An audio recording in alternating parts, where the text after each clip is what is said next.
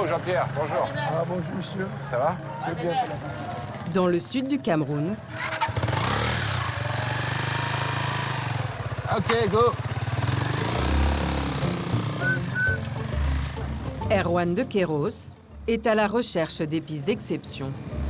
Travail. On s'adapte aux conditions locales. C'est une forme d'aventure.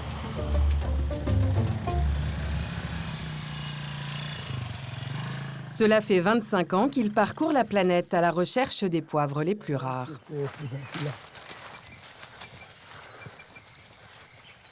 Bon, moi, j'ai hâte de voir le poivre sauvage.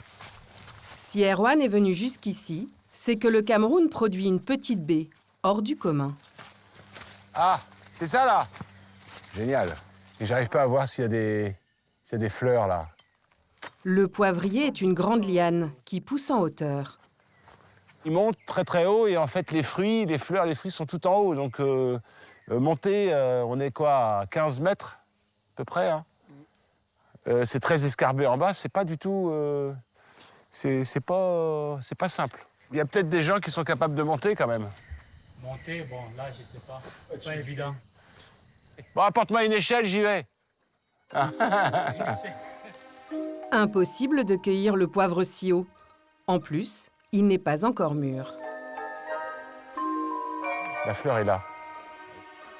Donc c'est un poivre sauvage, un petit poivre à queue. Il pousse à l'état naturel. Ça va plaire à nos clients restaurateurs, aux amateurs de poivre. Ils vont dire « Ouais, c'est cool, un nouveau poivre. Ah, ça m'amuse. Où est-ce que je vais le mettre? Comment je vais l'utiliser ?» Ça fait des nouvelles recettes. C'est comme un jeu aussi. Il y a un côté ludique. Erwan est à la tête d'une entreprise qui commercialise des épices haut de gamme. Je suis très content, là, vraiment. C'est cool. Chaque cru de poivre a ses parfums et ses particularités. Avec leurs notes caramélisées ou fleuries, certains poivres subliment même les préparations sucrées.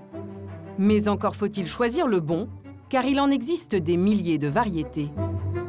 Il y a cette note de sucrosité, un peu de caramel, c'est enrobé, c'est tout en rondeur. En pâtisserie, ça peut faire des miracles. Au Cameroun, Erwan compte bien dénicher la perle rare, car il s'est lancé un défi, convaincre un chef étoilé d'utiliser son poivre dans ses desserts.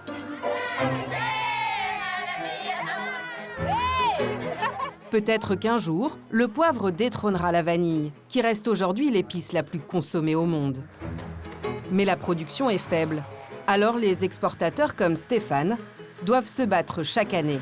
Là, c'est bien, il y a pas mal de quantité. Pour pouvoir acheter des gousses de première qualité. On voit qu'elle est grasse, humide et large. Donc on est au tout début de la préparation. La maturité est là. Christine, elle, produit l'huile d'olive la plus primée de France. Cette année encore, elle va se présenter au fameux concours général agricole. La 11, c'est pas mal du tout. Hein. Et aidée par sa fille, elle va tenter de décrocher l'or. Bon, en avant, hein? En avant, hein? Ça va être chouette. Mais en matière d'or vert, la concurrence est rude. Et on peut trouver le meilleur comme le pire. Voilà l'affaire. Le marché s'est tellement développé que les arnaques y sont toujours plus nombreuses. On ne peut pas me faire de reproches. Hein, tout c'est impeccable et tout est exact. Les traquer, Monsieur, bonjour, madame. c'est le travail de Justine Guédo, inspectrice de la répression des fraudes. Si le produit est non conforme, qu'on puisse être à même aussi de creuser derrière au niveau d'une enquête judiciaire. À bientôt. Allez. Bon, on verra bien. Enquête sur ces petites épices et condiments qui font tourner les têtes.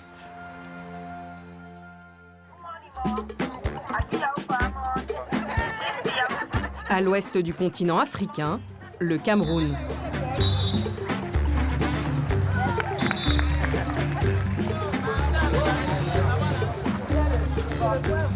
Erwan est venu acheter du poivre, mais pas n'importe lequel. Un des plus convoités au monde.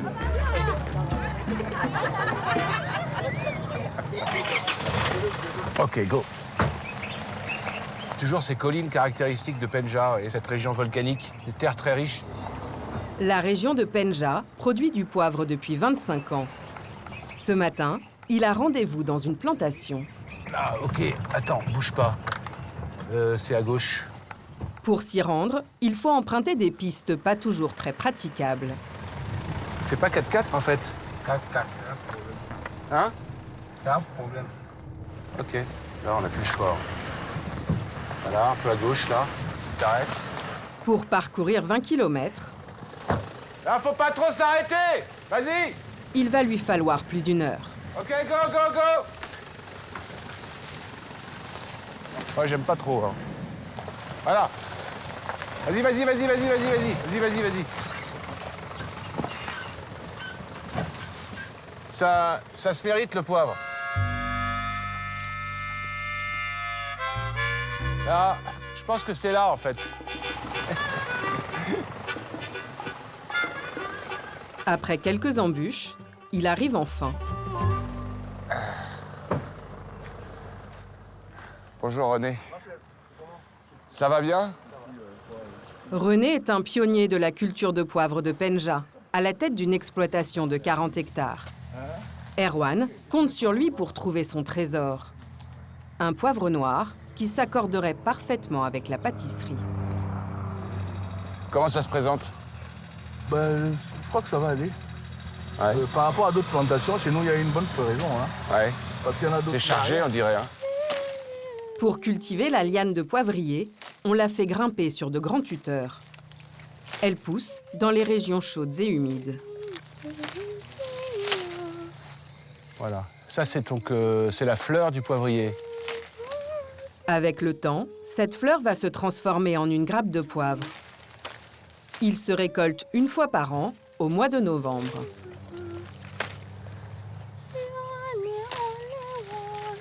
Ces cultivateurs sont les seuls du continent africain à avoir décroché une IGP, l'indication géographique protégée, un label de qualité. Est-ce que je peux regarder le poivre que vous récoltez? Ok, super. Bon goût.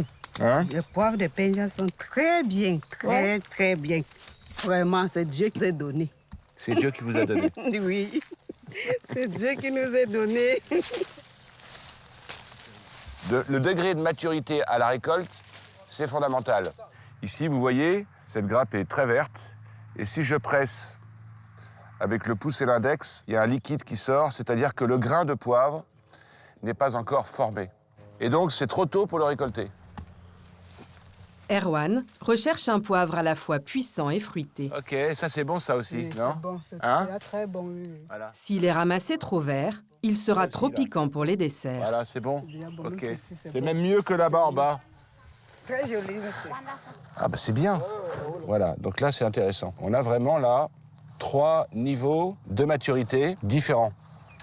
Là c'est vert, là c'est tournant Oui, et là c'est rouge. rouge. Pour que le poivre sec soit comme on veut qu'il soit, Oui. de belle qualité, il faut privilégier cette maturité-là. Exact, de rouge. Donc le bon moment, c'est vraiment quand c'est comme ça. Exact.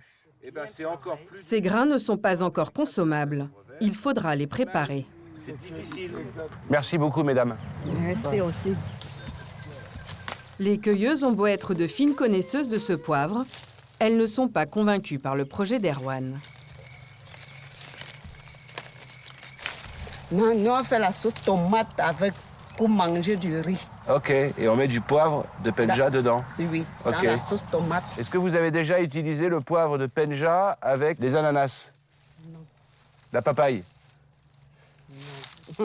Non, on n'utilise que dans la cuisine. Non, Hein? Mais il faut essayer. comme ça, hein? Il faut essayer. Alors, prenez l'ananas. Oui. On épluche, ok? On fait des tranches et on fait chauffer dans la poêle. Ok, ça va, ça. On fait chauffer un peu, d'accord? Si on met un peu de sucre, c'est bien. Et puis, avant de servir, un peu de poivre, un peu de poivre de Penja concassé, Oui, oui. dessus, là. J'ai compris. Hein? J'ai compris, merci. Vous allez essayer ou pas? Je vais essayer. Espérons que ça fasse des émules, hein, le poivre de Penja dans les desserts. Ok, bonne journée. Non, c'est quoi? Erwan aimerait acheter une grande quantité de ce poivre d'exception. Mais un contretemps va l'obliger à revoir ses plans.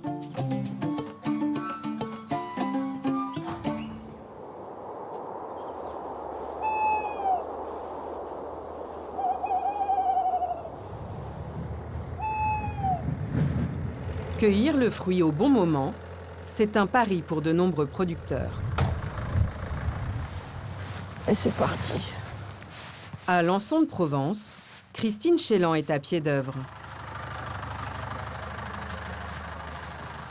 Suzanne, t'es toujours avec le panier en bas, toi? Le peigne, les filets, ouais. Le panier et les filets, ok. Ça va. Là, tout le monde se prépare. Hein. Et c'est vrai qu'à la première lueur du jour, tout le monde est en action. Ça, c'est pour être efficace, il faut... c'est le rythme aussi. Hein. Et on a toujours fonctionné comme ça. Allez, go! Elle a une lourde responsabilité. C'est elle qui lance la récolte des 50 hectares de la propriété. Et on n'est que mi-octobre, hein. Alors que nos grands-parents ramassaient beaucoup plus tard. Moi, j'ai toujours entendu dire que l'huile était dans l'olive à la Sainte-Catherine, donc ça veut dire fin novembre, je crois que c'est le 24 novembre. Christine démarre avec un mois d'avance. Mais elle a une méthode bien à elle pour lancer les opérations. J'adore. Là, t'es sur la Salonenque. Elle commence à peine à jaunir. Mais après, l'idée, c'est que quand on est sur cette couleur-là, on sait qu'on est à l'apogée de la maturité organoleptique. Et là, tu peux la manger? Ah non, c'est pas bon. Mais moi c'est comme ça que je sais aussi, pas le laboratoire, mais mon goût, c'est le laboratoire. Je sais là que c'est le bon moment aussi. Voilà. À 52 ans, cette petite fille d'agriculteur connaît bien les incertitudes qu'impose la nature. Sa famille a failli tout perdre lors d'une vague de froid en 1956. C'était le sujet des repas de famille, le gel de 1956, où ils ont entendu les oliviers craquer. Un de mes grands-pères était parti dans le village à côté avec la charrette, et le matin, il était parti à plus 12, et il était rentré le soir à moins 12. La plupart des arbres fendus par le gel sont coupés dans la région. Mais son grand-père refuse d'abattre les siens. Les variétés d'olives qu'il va ainsi sauver donnent aujourd'hui la meilleure huile du domaine. Et elles ont permis à Christine de décrocher de nombreux prix.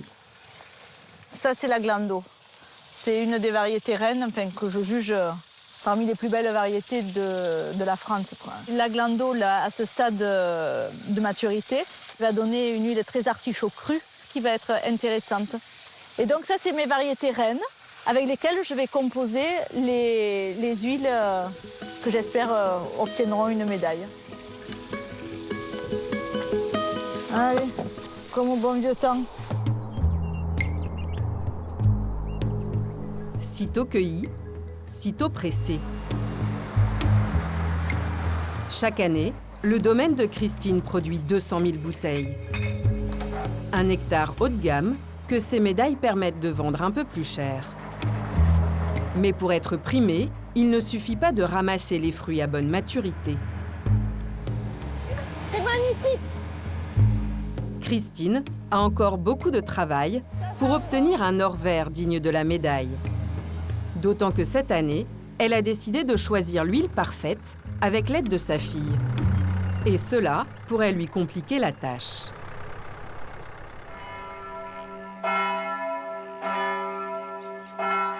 Si certains visent l'excellence, d'autres recherchent uniquement le profit, quitte parfois à contourner les règles.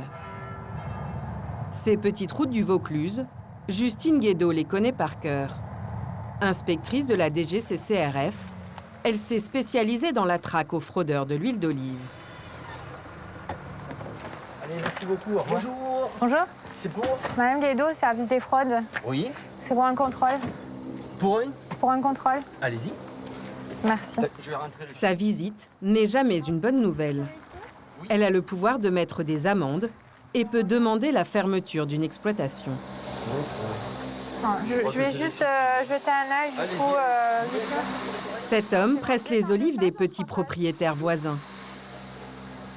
L'installation est artisanale, mais elle est soumise aux mêmes normes qu'un industriel. Pour la température, du coup, On doit être à 27, 28. sur la machine, on peut pas voir. Là, on est un peu plus haut, température 32, voilà, elle est bonne. Baisser, hein. La température ne doit pas excéder 27 degrés. Parce que derrière, qualitativement, ça pose des soucis au niveau de l'oxydation de l'huile. Ce qu'il faudrait, c'est que vous ayez un thermomètre et qu'en cours de production, vous fassiez quand même des relevés. Parce que ça, on ne me l'avait pas dit par contre. Bon, on va reprendre tout ça, d'accord? Ouais. On va s'asseoir là-bas? Ok. Un peu plus loin, l'inspectrice repère un autre problème.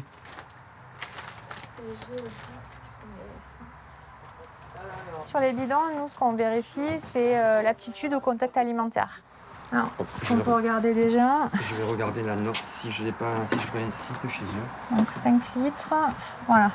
Normalement, on doit avoir le petit couteau, la petite fourchette. Je ne vois pas dessus. Ça va bien se passer. Ça fait paniquer. Pourquoi vous paniquez? Ben, c'est comme quand vous avez un contrôle de gendarmerie sur la route, vous dites toujours je vais avoir quelque chose qui est peut-être pas terrible. Non. C'est exactement pareil.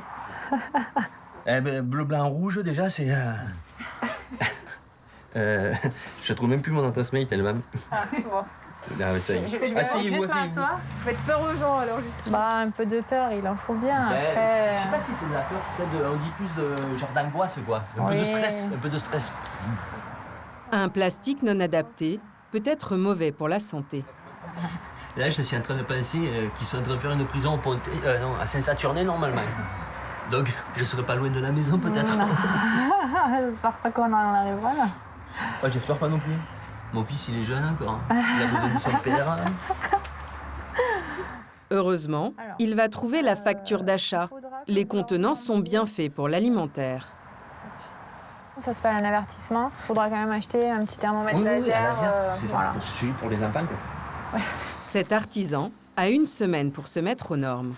Du coup, j'attends les documents et après, si vous avez une difficulté, vous m'appelez. Je vous y a pas de appelle, souci. d'accord. Ok. Ben, c'est gentil. Allez, Merci bonne journée, au revoir. L'huile d'olive fait partie des produits les plus contrefaits en France.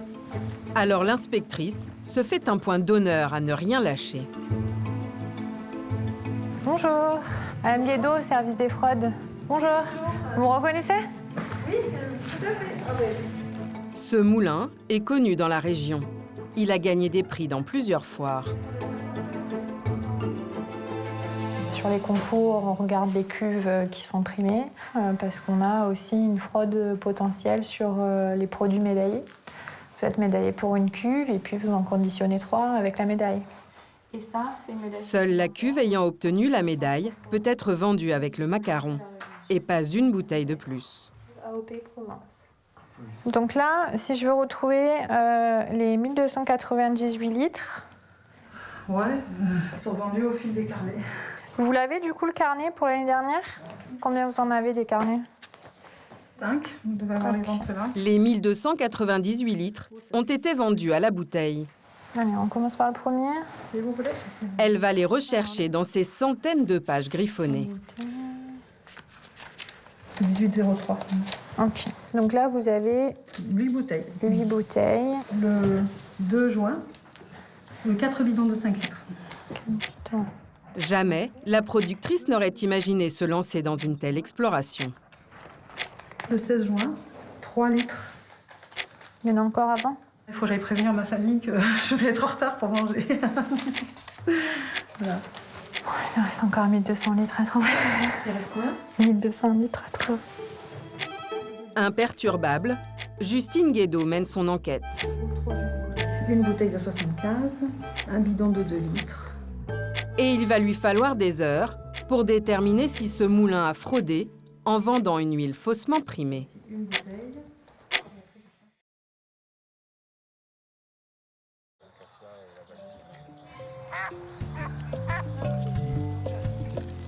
Les épices, comme l'huile d'olive, sont un marché de connaisseurs où il est très facile de se faire avoir. Madagascar est l'empire de la vanille. Le pays exporte 2500 tonnes de vanille par an. C'est le premier producteur mondial. L'épicentre de ce commerce se trouve à Sambava, petite ville au nord du pays. Cette épice rare s'arrache à prix d'or, près de 220 € le kilo. Et il n'y en a pas pour tout le monde.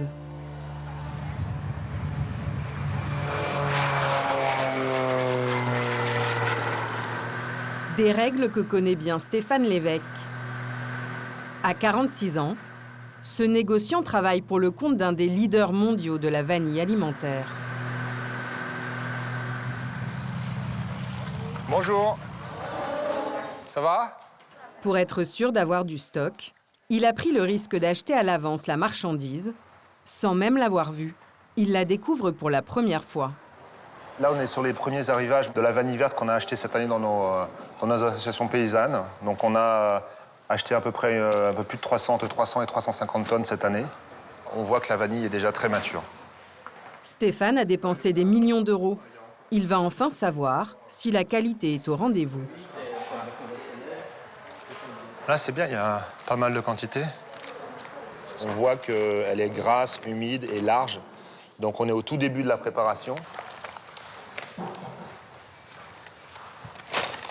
On retrouve déjà le profil aromatique, c'est-à-dire une bonne odeur de la vanille. La maturité est là, donc les gousses ont été récoltées au bon moment. La vanille ne peut pas être vendue en l'état. Elle doit sécher pour révéler tous ses arômes. Mais mal maîtrisée, cette étape fait perdre de la valeur aux gousses. Si le temps se maintient comme ça, c'est bon, hein, parce que... Mais ça, tu vois, regarde, c'est déjà... Là, ça doit encore sécher un petit peu, tu vois. Il faut sécher encore un peu, là. C'est encore un peu trop humide, tu vois. Mais dans pas très longtemps. S'il fait beau, ça sera prêt dans pas très longtemps. Impossible de maîtriser la météo. Pourtant, si la vanille est trop humide, elle risque de pourrir. Si elle est trop sèche, elle perd son parfum. Ça, c'est presque sec. Peut-être les ah ouais, ça c'est... Ah ouais, ça c'est... On va l'enlever. Ah ouais, ça... Mais là, ça c'est bon, Alain. Oui, ça c'est bon. Faut pas sécher plus, là. Oui, ça c'est bon. Tu vas étuber un peu, là. Oui, là, il faut... Ouais. Ça, il faut rentrer. Il faut rentrer. Ouais. Non, mais ça, c'est bien. Dans 30 minutes, on va le faire. C'est au maximum pour avoir... Mais alors, pas trop non plus. Hein. La récolte est prometteuse. Si elle ne reste pas trop au soleil, elle pourrait bien offrir à Stéphane de juteux bénéfices.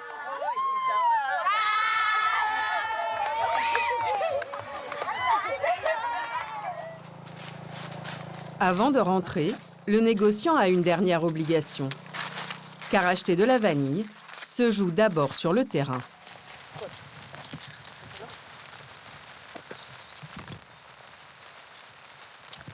On voit qu'il y a déjà des boutons pour la floraison pour l'année prochaine. Chez ces cultivateurs, il est venu sonder la récolte à venir.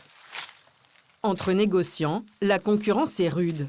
Il veut préempter ses jeunes pousses pour assurer son stock de l'année suivante. Donc là, c'est la fin de la parcelle ou Ici? Ouais. Non, en bas aussi, il y en a au début là-bas. D'accord. Ça s'étend de là, d'accord. Ça monte jusque là-bas, en haut vers les forêts et les grands arbres là-bas. D'accord. Ah, donc c'est une belle parcelle. Hein. Et là, tu sais me dire à peu près combien ça représente en termes de quantité C'est à peu près 1 hectare. Ici. Allez, d'accord. C'est une capacité d'1 tonne. Ah d'accord, ok. Seulement 1 tonne sur les 350 à trouver dans les prochains mois. Stéphane devra encore convaincre de nombreux paysans. En attendant, il va bientôt recevoir la récolte de l'année. Il saura alors si sa vanille est parfaitement préparée. Si le client n'est pas satisfait, il peut refuser la cargaison.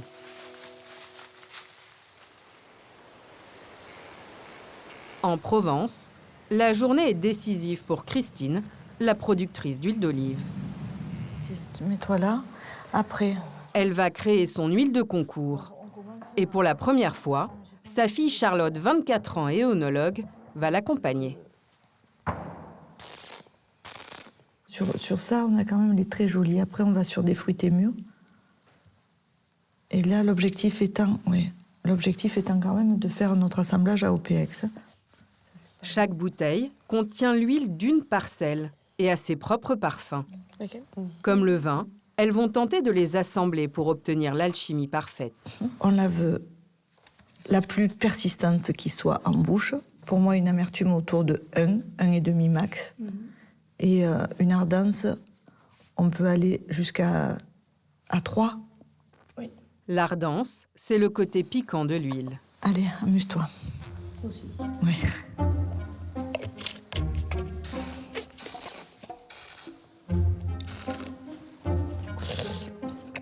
Il y avait un peu des notes, tu vois, artichaut cuit plutôt. Noisette, tu l'as?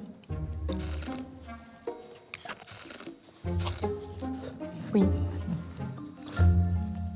Lors du concours à Paris, elles vont affronter une dizaine de concurrents. Christine a déjà quelques victoires derrière elle, mais rien n'est jamais gagné. J'ai fait ma première... voilà, je vais pleurer. J'ai fait ma première huile d'olive, j'étais grosse, j'attendais Charlotte, j'étais enceinte de Charlotte. Et quand elle est née au mois de juin, donc j'avais eu la médaille d'or à Paris, ma première médaille d'or à Paris. De penser à ça, ben oui, ça m'émeut parce que 24 ans sont passés et on est toutes les deux. Et c'est chouette. Elles ont des milliers de combinaisons possibles pour faire l'huile parfaite. Mais elles n'ont pas forcément le même avis. Donc là, qu'est-ce que tu dis? Elle est super bien ardente. Oui, l'ardence, c'est parmi les plus ardentes qu'on a de la catégorie. Avec la 5. La 5 aussi, elle avait une jolie ardence. Ah bon? Pas toi? La 6 pour moi. La 6?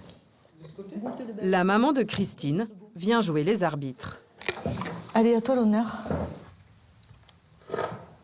Tu la trouves quoi, trop douce, pas Non, assez? je la trouve pas. Je lui trouve quelque chose qui me convient pas. Ça manque de caractère. Ouais, c'est rigolo parce que toi, t'es plus en rondeur que nous. Nous deux, on est plus à rechercher le truc puissant. Je trouve ça sympa qu'on arrive à mettre les 3 générations d'accord aussi, parce qu'on a finalement un palais qui évolue avec le temps. Donc c'est sympa parce que ça valide le travail aussi. Après plusieurs heures d'essai et des litres dégustés à petites gorgées... C'est puissant, ça, c'est très aromatique. C'est de la bombe, ça. C'est de la bombe, oui, comme tu dis. Mais franchement, il y a une longueur en bouche qui est... Ça, c'est très, très belle. Là, tu sais pourquoi tu fais ton métier avec celle-là. Absolument. Les 3 générations tombent d'accord. Bon, et ben voilà, c'est bien, on a bien travaillé. Donc avec ça, punaise, on est plein d'espoir. Hein. Bon, en avant, hein? En avant. En avant, hein? Ça va être chouette. J'ai hâte. Le mois prochain, lors d'un événement, Christine va goûter les huiles de ses concurrents. De quoi la faire douter à quelques semaines du concours. Le 22 juin. C'est 2 bouteilles, vous m'avez dit, ou une bouteille? Oui, 2 bouteilles. Oui. Ah, 2 bouteilles, pardon. Alors, 2 ventes différentes. 2 bouteilles. Dans le Vaucluse, le contrôle se poursuit pour Justine Guédot, l'inspectrice de la DGCCRF. Un bidon de 5 litres, 3 bouteilles de 75. On passe au 11. Cela fait 3 heures qu'elle cherche à savoir si ce moulin n'a pas vendu des huiles banales au prix des huiles primées. On a bientôt fini un carnet. Faut pas lâcher, hein. Un bidon de 5. Le père de la propriétaire est venu soutenir sa fille. Alors, 5 bag-in-box de 2 litres et 2 bidons de 2 litres. On se croirait à l'école, c'est vraiment la même situation en fait. Un bidon de 3 litres. 3 bouteilles de 75. Après des calculs interminables, le verdict tombe. Alors, on a une entrée à 1298 et on a une sortie à 1379. Un delta de 81 litres. D'où viennent ces 81 litres alors? D'une confusion entre la bio et l'AOP au moment de la vente. Ok. 2 huiles de qualité similaire et vendues au même prix. C'est pas une fraude dans le sens où on n'a pas voulu faire passer une huile pour une autre. C'est simplement des défauts d'enregistrement. On peut se tromper et on peut écrire bio pour AOP, AOP pour bio vu que c'est vendu pareil. Donc là, honnêtement, au niveau de la traçabilité, il va falloir mettre en place un outil plus performant. Oui, je me doute que... Et moins fastidieux que vos carnets. L'inspectrice croit en leur bonne foi. Ils vont juste écoper d'un simple avertissement. Allez, bon courage. Au revoir. Au revoir. Mais Justine Guédot ne baisse pas les armes. Prochain objectif, un revendeur d'huiles étrangères, souvent bien plus délictueuses que celles des moulins locaux.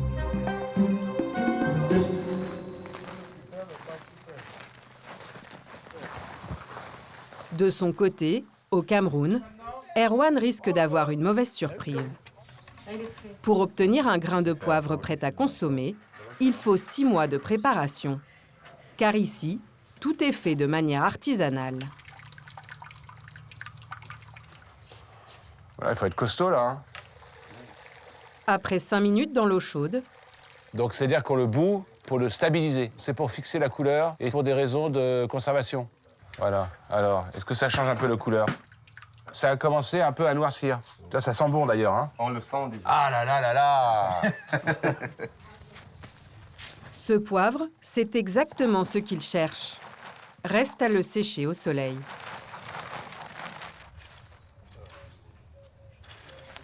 C'est l'or noir du Cameroun. Superbe. Cette récolte n'est pas prête à être exportée. Mais pour rentabiliser son voyage, Erwan compte bien rentrer en France avec quelques centaines de kilos. J'ai besoin de beaucoup de poivre noir. C'est vite, c'est vite, c'est vite, c'est vite, c'est vite. Bon voilà, ça c'est le magasin export, et là il n'y a plus rien. En poussant la porte d'à côté, Ok. Ça c'est du poivre destiné pour le marché local. l'espoir renaît. Ah oui, d'accord, t'as du stock. Hé, René, je peux prendre ce poivre-là. C'est vrai que c'est du poivre de Péja, mais c'est pas la qualité. C'est ça, ce sera grade 3. Ouais, je peux pas. Donc ça ne va pas. Je peux même pas m'amuser. Non, ça ne va pas. Erwan tient tout de même à vérifier la qualité de ses grains. Non, ça va Ce n'est pas. pas trié, ce n'est pas... Ouais, t'as des petites pointes de, Ouais, de moisissure. de moisissure. Donc ça vous va pas? Non, c'est pas bon. Non. Lui, qui voulait rapidement proposer au chef français son poivre noir, va devoir attendre que la récolte soit prête à être exportée.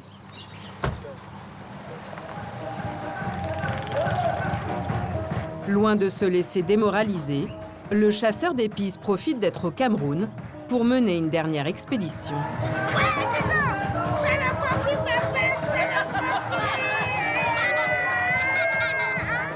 Le samedi à Penja, c'est le jour de marché.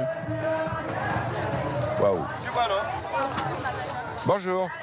Ici, c'est une pharmacie. C'est la pharmacie traditionnelle. Alors, c'est pour ça qu'on a la graine de la paix. À côté, il y a des vieilles pièces de monnaie. Et puis, à côté, il y a des coquillages. Et les coquillages, c'est pour soigner. Et donc, monsieur est un expert. Ici, on trouve de tout et de nombreuses plantes et épices inconnues en France. C'est quoi ça? Le mbongo. Qui sait, dans toutes ces épices, il y a peut-être la petite pépite de demain. Spécialiste du poivre, il doit proposer à ses clients des crus rares. Il est où le poivre? C'est par là-bas, là? Ah oui, c'est là-bas. D'accord. Elle s'appelle comment? Mamie épice. Mamie épice. Les épices. D'accord. Je vais la voir. Ouais. Tiens. Bonjour. Elle est où, maman épice? Maman épice? Ouais. C'est moi, papa épice. Ça, c'est le poivre noir. Oui, c'est le poivre noir, poivre local. Ouais. Ça vient d'où, ça? Ça vient de l'Est Cameroun. Je vais en prendre un peu. Sans problème. C'est racheteuse. Ce petit poivre sauvage ne fait pas encore partie de sa gamme. C'est un petit poivre à queue. Donc la forme du fruit n'est pas la même exactement qu'un poivre de Penja, par exemple. Ça, c'est intéressant. Et il y a des petites notes quand même aussi d'agrumes toujours qu'on retrouve dans la graine de la paix aussi.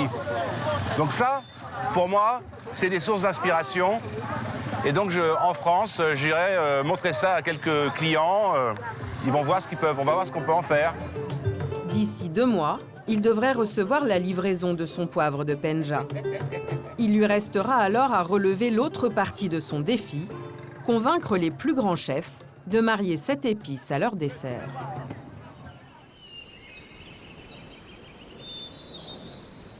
Dans les environs d'Orléans, Stéphane Lévesque, l'exportateur de vanille, a retrouvé la fraîcheur de l'hiver. Et lui a reçu son stock de vanille. Bonjour Muriel, ça va? Et toi? Très bien, merci beaucoup. Il vient de le faire livrer à sa cliente et ne l'a pas revu depuis Madagascar. Aujourd'hui, il va savoir s'il a investi dans les bonnes gousses. Ça, c'est de l'emballage, hein? Ben, au moins, c'est bien conditionné. Hein. Papier paraffiné qui permettent justement d'affiner le profil aromatique de la vanille. Et là, d'ailleurs, on a le profil qui s'est bien développé et bien présent. Non? Qu'est-ce que tu en penses? Oui, ça a l'air d'aller.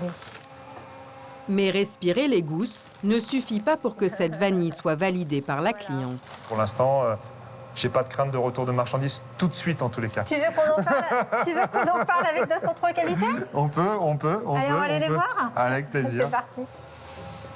Ces gousses doivent avoir un taux de vanilline minimal. Cette substance apporte son parfum à la vanille. Et quand c'est pas le cas, on lui renvoie sa vanille. C'est tellement évident. Ah, c'est arrivé? Pas avec moi. Non, pas avec vous. C'est dur. Bah, qu'est-ce que vous voulez? C'est comme ça. C'est comme ça, ouais. C'est les règles du jeu. Le sort de Stéphane va donc se jouer dans le laboratoire. Bonjour. Cette machine calcule le taux de vanilline. Il doit être supérieur à 1,6.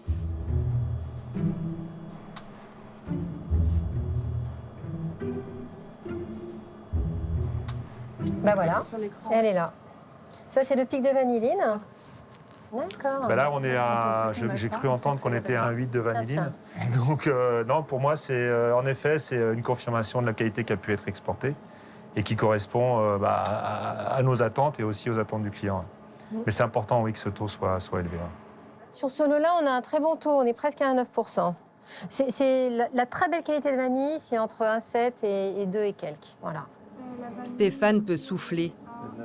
Dans 3 semaines, il sera aux États-Unis pour rencontrer son plus gros client. Pour rester dans la course, le businessman de la vanille va devoir faire une proposition très risquée.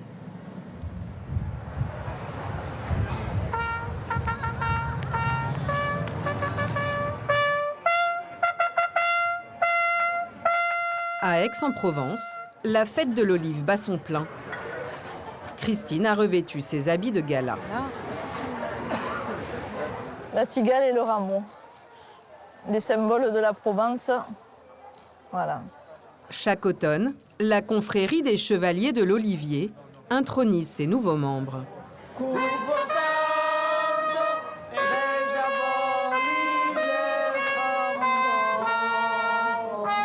Cette année, le chef Denis Fétisson, 2 étoiles Michelin, reçoit les honneurs. Tu es là parce que tu es un véritable ambassadeur de l'huile d'olive et surtout de l'huile d'olive du pays d'Aix depuis plus de 20 ans. Je vous fais chevalier de l'Olivier. Bravo. Ça c'est vrai. Ça c'est vrai. Christine compte aujourd'hui parmi les éminents représentants de la profession. Une place qui n'était pas acquise. C'est un métier d'homme. Quand j'ai commencé en 96, on était 2 femmes. Voilà, il y en a une qui avait 10 ans de plus que moi, une autre Christine. On était les 2 Christines de la profession. Et moi, j'étais une minote puisque j'avais 26 ans. Et c'était pas facile. Voilà. Donc, quelque part, il y a une bonne revanche. Sous la tente, la fine fleur des producteurs d'huile d'olive. Et beaucoup vont eux aussi se présenter au concours agricole. Ça va, mon Lolo? Oui, ça va. Alors, tu me fais goûter? Ça, c'est l'AOP. Une occasion inespérée pour aller espionner la concurrence.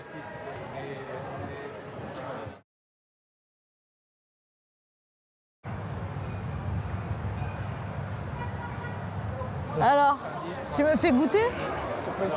À la fête de l'huile d'olive, Christine fait le tour de ses adversaires au prochain concours agricole. Et il y a l'amertume qui vient derrière. Je trouve pas amer. Hein? Je trouve pas l'amertume, non. Elle a de jolis arômes de fond. Oui. Tout en sourire, elle déstabilise ses concurrents. Bon, les copains, vous me faites goûter votre huile? Vas-y, vas-y. Là, tu vois, le nez, là, le nez, je peux pas, là. C'est pas vert, ça, Mathieu. En fait, on passe chacun dans les stands des autres et on goûte l'huile élaborée par les autres. Et oui, comme ça, on se jauge. Et puis, et qui a fait le plus gros tonnage et le plus gros rendement. Et tout ce qu'on a vécu pendant 2 mois, là, bien, on échange là sur ces 2 jours. Mais un peu plus loin, elle a un concurrent plus sérieux. C'est vous, hein, c'est votre identité. Hein, voilà. De toute façon, il suffit de la sentir pour savoir que c'est vous. Oui, oui, que c'est vous. Elle est plus typée. Et tu vois, elle a peu d'ardence finalement. C'est génial, c'est génial. Merci beaucoup. Et vous allez quand même vous retrouver potentiellement sur les mêmes tables de jury de concours. Ah oui, Oui, mais ça ne posait pas de problème. Ça fait quand même plaisir de se croiser en disant bon, c'est pas la tienne, la mienne, peu importe. Ouais. Non. C'est assez festif en fait. Comment? Celui qui gagne paye le champagne, c'est ça? Je sais pas si on l'a fait souvent ça, mais. Ça, on l'a pas fait. Lui aussi a gagné de nombreuses médailles. D'ici quelques semaines, le jury du concours agricole va devoir les départager. Les olives, c'est une histoire de famille chez Christine. Asseyez-vous, Léolde. Une alouette et moins de jus. Sers ton grand-père au bout. Du riz. Tu veux du riz?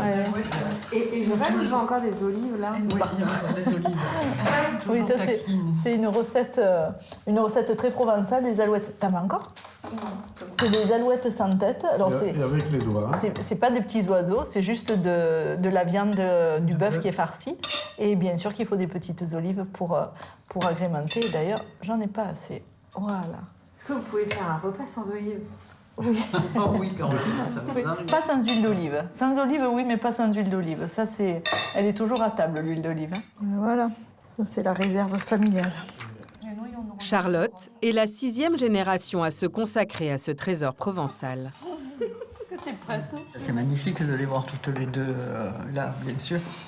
Bien sûr, et surtout de voir Charlotte qui s'y intéresse comme ça, c'est sûr que c'est une fierté. C'est beaucoup de travail qui est perpétué, quoi. Oui, et qu'on espère qu'il se perpétuera. Mais bon, après ça, les choses, c'est pas toujours facile, c'est pas toujours... Il va falloir que Charlotte supporte le grand-père. Hein. Je le mets dans la poche. Christine a été la première à s'être lancée dans les concours. Et depuis 1996, il n'y a pas une année où elle n'a pas remporté un prix pour le domaine.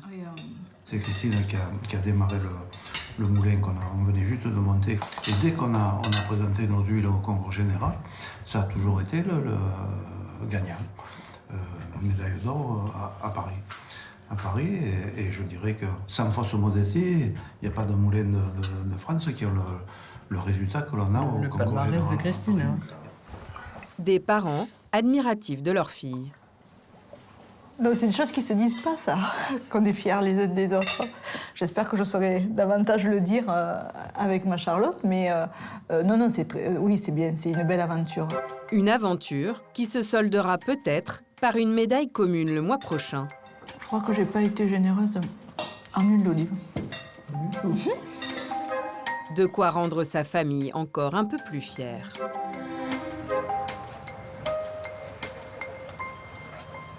Allez, bonne continuation. À bientôt, au revoir. À 60 km de là, sur le marché de Carpentras. Monsieur, bonjour. Madame Guédos, au service des fraudes. Ah bon? Vous faites souvent le marché de Carpentras? Ben, je le fais régulièrement depuis 37 ans. D'accord. À première vue, Justine Guédot n'a rien à reprocher à ce commerçant. La réglementation est respectée, l'information elle est claire. Là, on voit effectivement toute la présentation avec le libellé pour chaque produit qui correspond, avec les labels, les mentions obligatoires. On a même l'année de récolte, donc ça c'est aussi une transparence pour le consommateur. Il y a aussi des gens qui font bien et ça on ne le montre pas. Et il est temps, en fait c'est exactement ça, je suis content que vous soyez là. Regardez, c'est fait pour que ce soit... Vous ne pouvez pas hésiter sur l'origine de cette huile. C'est impossible, à moins que vous ne sachiez pas lire. C'est vrai qu'il reste cette possibilité. Hein? De prime abord, on peut avoir aussi des gens qui semblent sérieux et dans les faits, par les enquêtes, le fil des enquêtes, des documents et des analyses, on a aussi des surprises. Et donc pour ce monsieur, 70% des huiles d'olive consommées en France viennent de l'étranger. Grèce, Tunisie ou encore Espagne. Comme cette huile, qui intéresse particulièrement l'inspectrice, malgré la sérénité affichée du vendeur.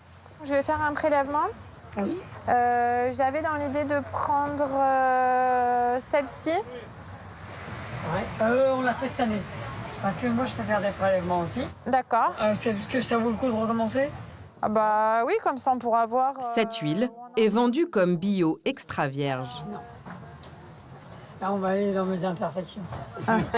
Ce qui m'intrigue, c'est la catégorie et la description du produit et la labellisation en bio. Les huiles d'olive bio, du fait qu'il n'y ait pas de traitement, on a potentiellement des développements au niveau organoleptique qui peuvent déclasser le produit en vierge. Une huile extra vierge coûte 30% plus cher qu'une huile vierge. La principale différence, c'est la qualité de l'extraction et l'acidité sur le produit fini. Justine Guédot doit vérifier qu'il n'y a pas tromperie faite au consommateur. Donc il m'en faudrait 6. 6, vous en avez? Combien? 6. 6. 6. Des bouteilles qu'elle va mettre sous scellé pour analyse. Si aucun défaut n'est observé, l'administration les lui remboursera.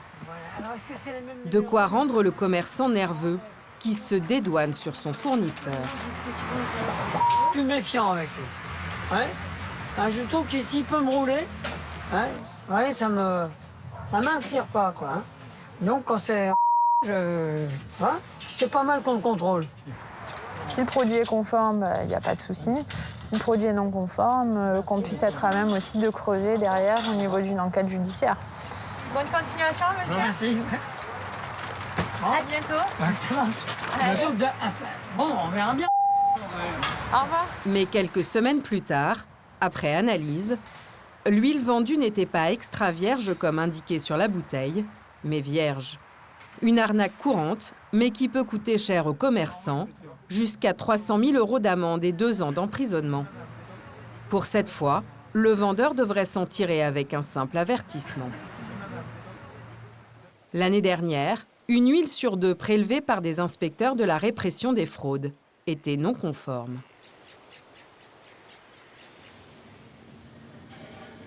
En Touraine, dans son entrepôt... Bonjour, ça va? Erwan de Kéros a une bonne nouvelle. Le poivre du Cameroun a enfin été livré. Il y a eu des réceptions ce matin, là? Oui, on a eu moutarde, voilà, de la moutarde, du poivre, des condiments. Et dis-moi, le poivre de Penja, il est où? Je l'ai sorti, il est prêt à mettre en petite boîte. Ok, ah bah on va aller voir alors. Il est bien là-bas. D'accord. Ça représente beaucoup de travail, ça vient de loin. En général, on l'attend parce que c'est le début de la récolte. Et ouais, c'est quand même toujours un événement, ouais. Parmi les 500 références qu'il commercialise, cette épice est une de celles qui se vend le mieux. Près de 25 tonnes par an. Ça va être livré chez nos clients dès demain. Parfait. Comme une bonne nouvelle n'arrive jamais seule,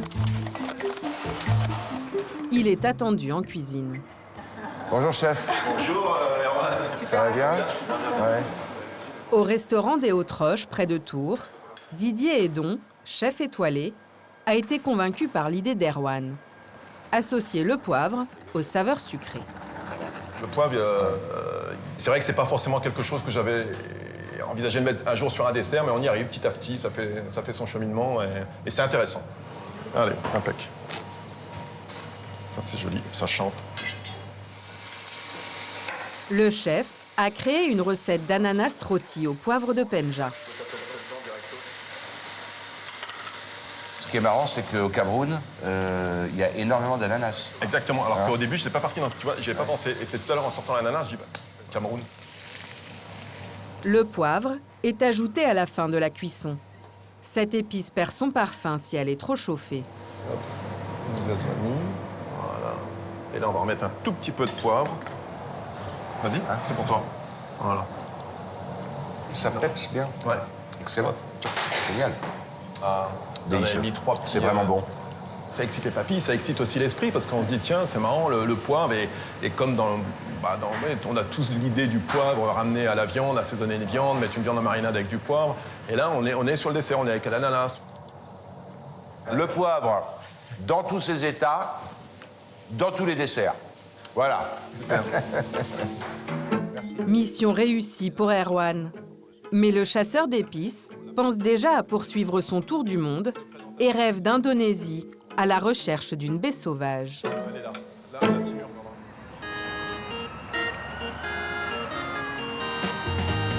Stéphane, l'infatigable négociant en vanille, est prêt à affronter New York.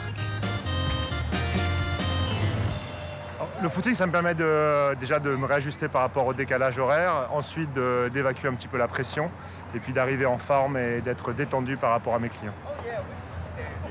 Ce matin, il doit rencontrer un géant de l'agroalimentaire, son plus gros client, et lui parler d'un changement pour leurs futurs approvisionnements. Ah, ça sent bon ici. Car chaque année, il lui vend des tonnes d'une vanille haut de gamme, des commandes à plusieurs millions d'euros. Là, on emballe la vanille. On la met en tube. C'est simple et pas besoin de se poser de questions. Je sais que je vais avoir ce que j'ai commandé et qu'il me livre ce qui est convenu. Et lui est payé en temps et en heure. Et moi aussi, je suis content. Pour satisfaire durablement ce client capital, Madagascar est désormais un territoire trop restreint et trop instable politiquement. La récolte de vanille n'excède pas 2500 tonnes. Elle a une réputation planétaire, mais ça reste une toute petite production. C'est pour ça que c'est compliqué de fixer les prix. Il y a de la spéculation. Les directeurs du groupe américain sont séduits par la vanille d'un concurrent venu des Comores, un archipel de l'océan Indien. Ah oui, ça sent bon. Ça ressemble à celle de Madagascar. C'est boisé, c'est beau, les gousses sont belles, elles sont sèches, stables, mais c'est plus cher que Madagascar. Aux Comores, ils pensent qu'ils ont de l'or entre les mains et qu'ils peuvent les vendre 40% plus cher que Madagascar. Stéphane soumet une contre-proposition pour emporter le marché. Comme Madagascar est instable, où l'environnement politique est difficile, on se tourne vers l'Ouganda. Ils ont une carte à jouer. La qualité y est bonne. L'Ouganda, un pays d'Afrique de l'Est. J'y vais en mars. Et notre but est d'y construire nos propres filières. Stéphane semble les avoir convaincus. D'ici quelques semaines, il finalisera un gros contrat avec ce groupe.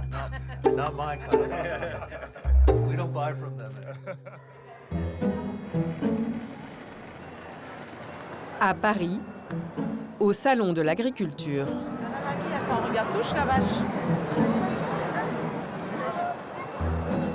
C'est le jour J pour Christine, le jour où son huile d'olive va être jugée au fameux concours général agricole. Alors, tiens, un petit cadeau. Tiens, toute la Provence concentrée là. Allez, vas-y. En attendant les résultats, Elle fait déguster son huile. Allez, un petit carré.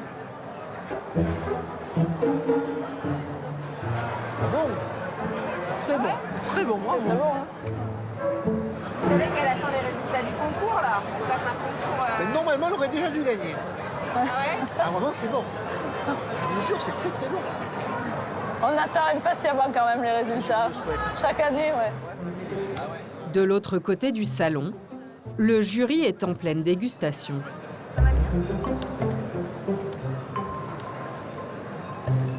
Mais la délibération se fait à huis clos. Au moment où les portes du salon se ferment, les résultats tombent. Voilà. Bon, eh ben on y va. Bonsoir. Je voudrais savoir les résultats du concours général agricole pour les huiles d'olive. Bien sûr, je vous en prie, asseyez-vous. Christine a présenté son huile d'olive dans 11 catégories. Vous avez, alors attendez, vous avez 6 médailles d'or pour votre huile d'olive. Ah, super. Il y a Aix-en-Provence à Aulnay, il y a fruité vert. Vous avez également 4 médailles d'argent et vous avez obtenu une médaille de bronze pour huile d'olive de France, fruité vert également. D'accord. Donc toutes nos félicitations, vraiment, très beau palmarès. 11 médailles pour 11 cuvées, un résultat exceptionnel. Non, c'est sûr que...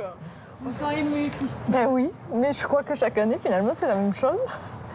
Et voilà, donc je sais qu'ils seront contents et je suis très contente. Voilà, comme une petite fille. Oui, je vais les appeler, oui. Je vais appeler Charlotte d'abord. Charlotte, sa fille, qui l'avait aidée à l'assemblage. Oui, Mabou, c'est moi. Oui, alors, je sais plus, je crois 6 médailles d'or, 4 d'argent et une de bronze. Wow. Voilà, donc c'est cool. Ouais, non, c'est cool. Ouais, voilà. Des médailles de plus pour Christine, la reine de l'huile d'olive.